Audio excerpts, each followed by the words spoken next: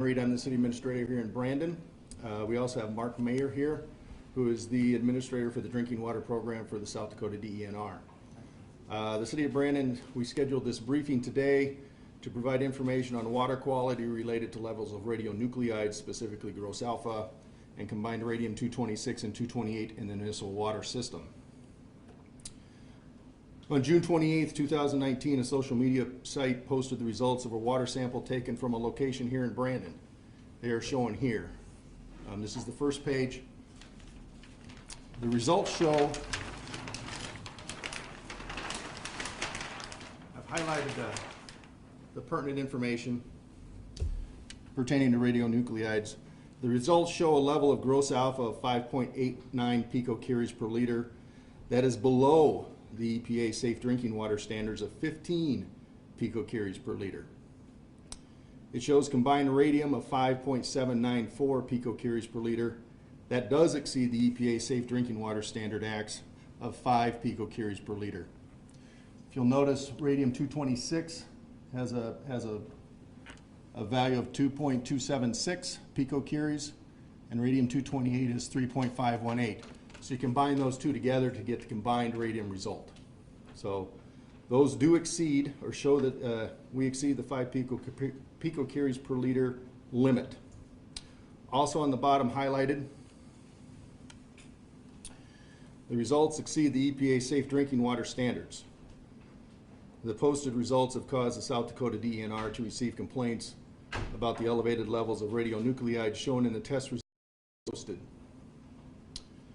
The city of Brandon also took a water sample and sent it to the South Dakota Public Health Laboratory on June 26, 2019, specifically for testing the gross alpha, radium-226 and radium-228. It typically takes 6 to 8 weeks for those test results to be completed. The city received the final results on August 9th. The city refrained from commenting on the social media posts until we had received the final test results of our own sample, as we will only provide verified final results to the public, as we understand that it is our duty to provide true and correct information to the public.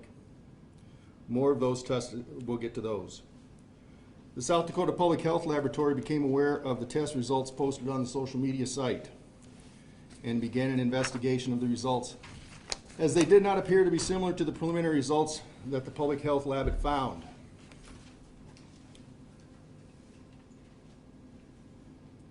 The State Health Lab contacted a lab in Rapid City, South Dakota called Mid-Continent Lab Laboratories, Inc.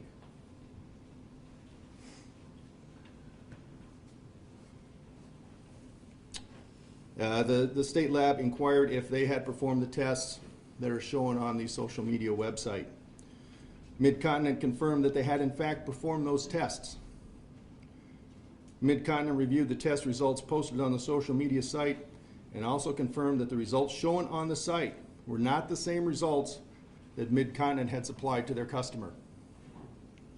The results shown for gross alpha, radium-226, and radium-228 on the social media site had been altered, as well as the statements regarding compliance with the EPA safe drinking water standards.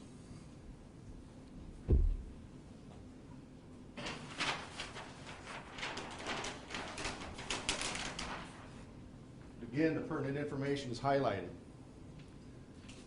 The gross alpha shown on the test results was a 3.89. So whoever altered these test results added 2 picocuries per liter. Radium-226 was shown at 0.276, not the 2.276.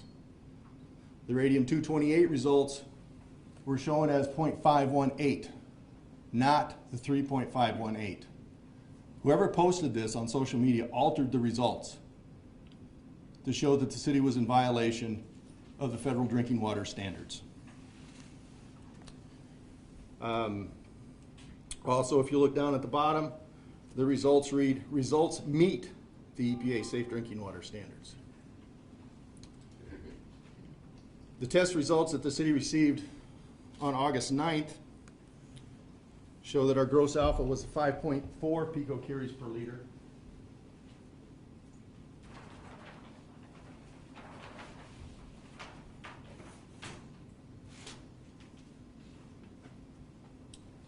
And both radium-226 and 228 were reported below 1, which typically indicates they're non-detectable.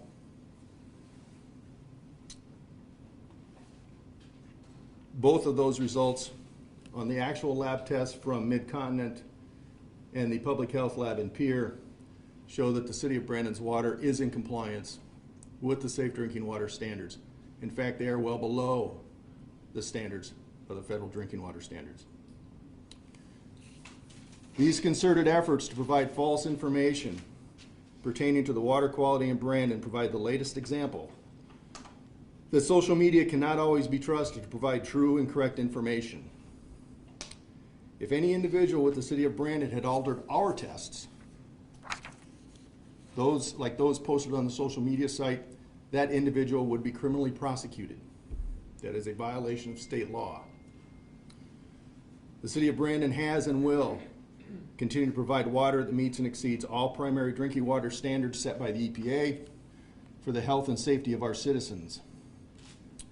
My family, including my dog, and I will continue to drink the water supplied by the City of Brandon. Now I'd like to introduce Mark Mayer with the South Dakota Department of Environment and Natural Resources for some additional comments.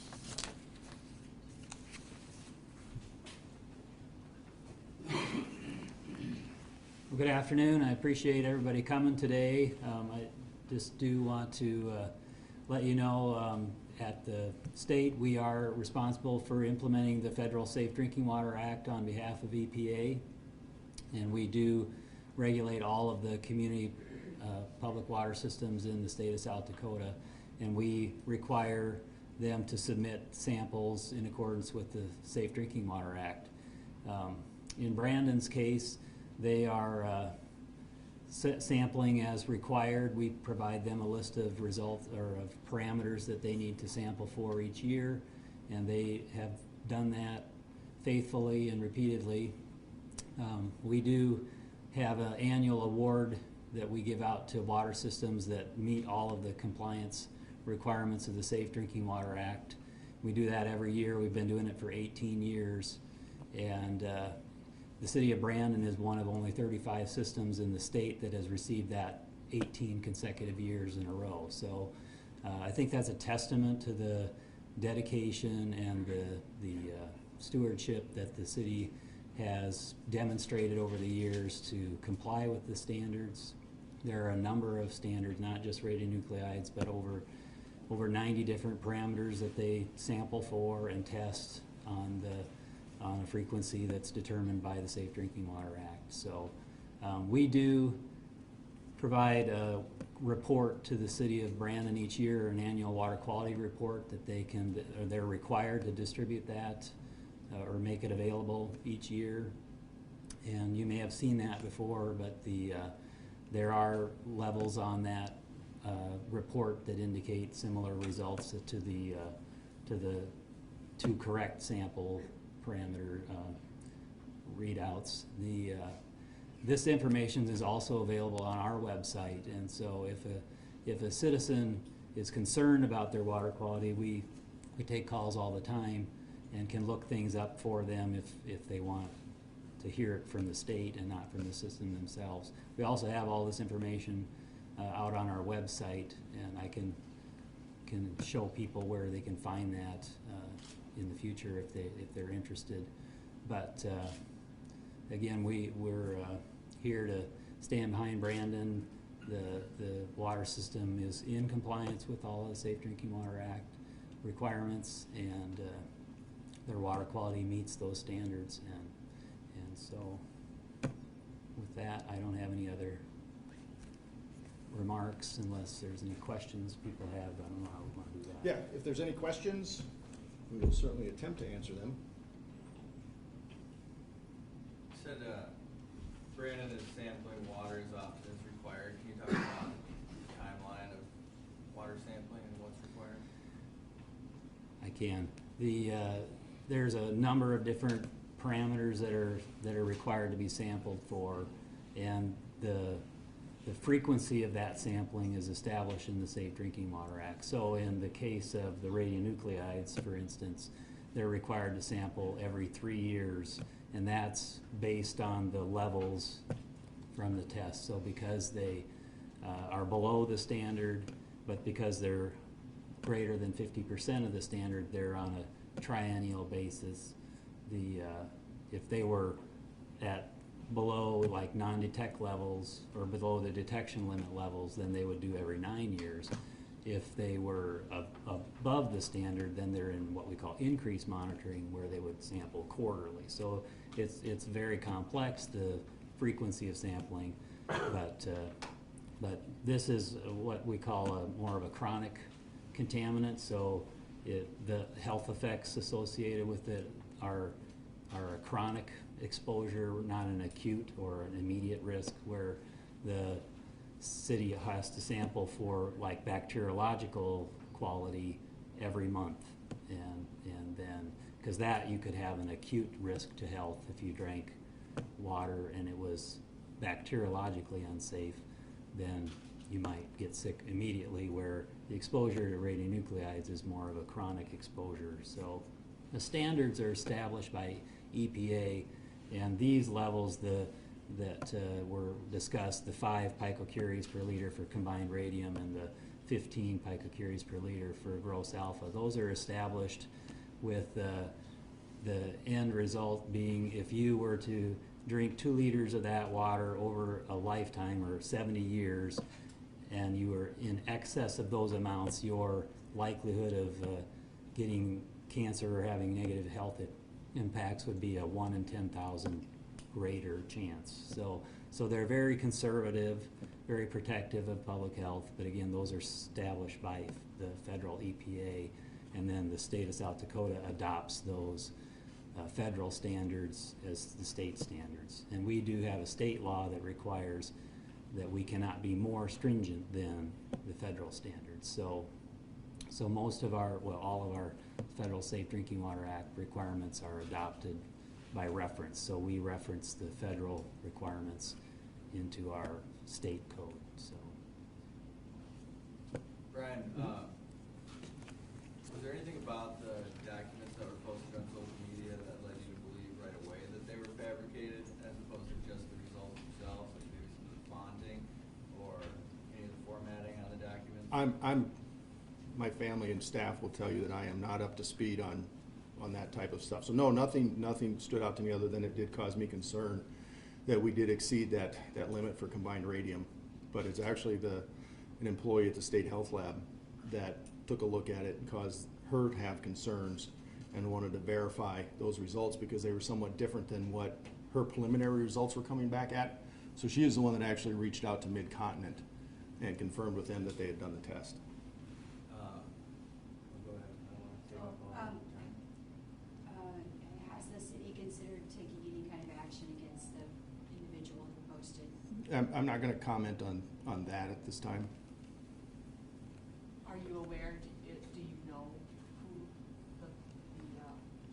the website, who put it on the website? It's an anonymous website. Is there a way to find out? Possibly. Once again, it gets back to my comment about social media.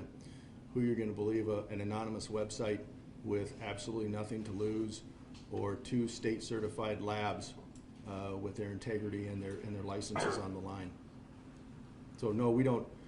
At this point in time, we can't confirm who posted it on the website or on the Facebook site. Can you confirm if it was the dirt? Yes. Are any of these numbers gonna actually change throughout the year, different times that you sample water? They will vary. If you notice, the test that was taken for gross alpha in the end of first part of May came back with a test result of 3, and the sample that we took in June came back with I can't read it. 3.8. So it's off. I mean, it will vary depending on the type of water. The problem with these radionuclide tests, it takes 6 to 8 weeks to get the results back. So what the water that we tested at that point in time isn't what's going through the plant today. So we've actually, our Public Works Director, Raleigh Hookie, and myself have talked, along with Tammy Jansma, our city engineer, about additional testing specifically for radionuclides. We'll take a look at testing on at least a quarterly basis. Yeah, Brian, Yeah. are we gonna investigate or try to investigate that website? That's up for the council to decide. We haven't put that in front of them yet. Yes.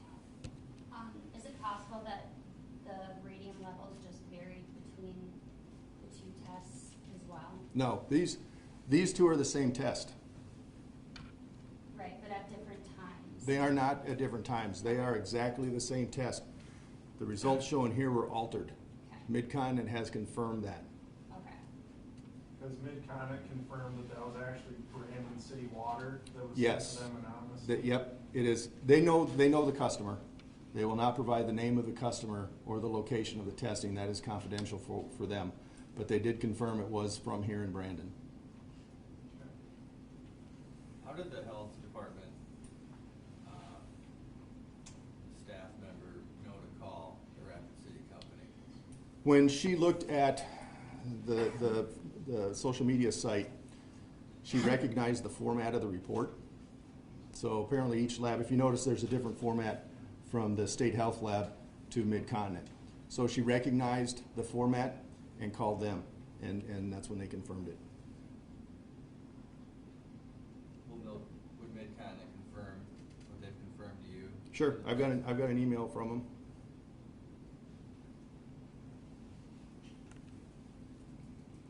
Anything else? Have you been in contact with law enforcement? I mean, obviously, you said if they had altered an official record, you could prosecute criminally. Mhm. Are there a terroristic element to spreading fear, unfounded concern? in the community? There is concern anytime that someone falsifies records to try to undermine the consumer confidence in the drinking water.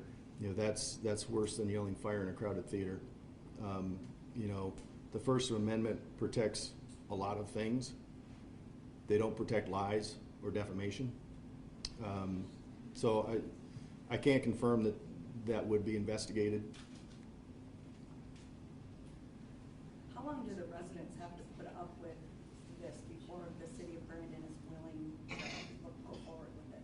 We've been putting up with it for 3 years now. Like, we go from a fear factor to everything's okay, fear factor, everything's okay. I'm just wondering how long before it's gonna be presented in front of council, like, I think it's old. We may put this in the city council packet for Monday night. You know, there were some concerns raised on social media last night that, oh, you're having this press briefing at 2 o'clock in the afternoon, none of us can get there. We will put this on the agenda for Monday night, so any citizen that's interested in coming in and looking this information over and discussing it with myself, staff, or council, we'd be more than happy to do that. As far as the social media website or sites themselves, we have no control over them. You know, unfortunately, like I said, people can post what they want, true or not.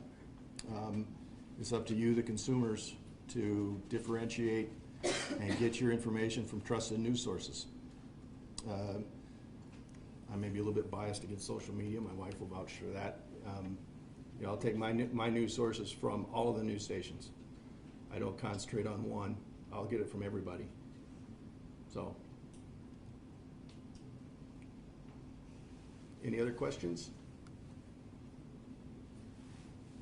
Well, if not, thank you for coming.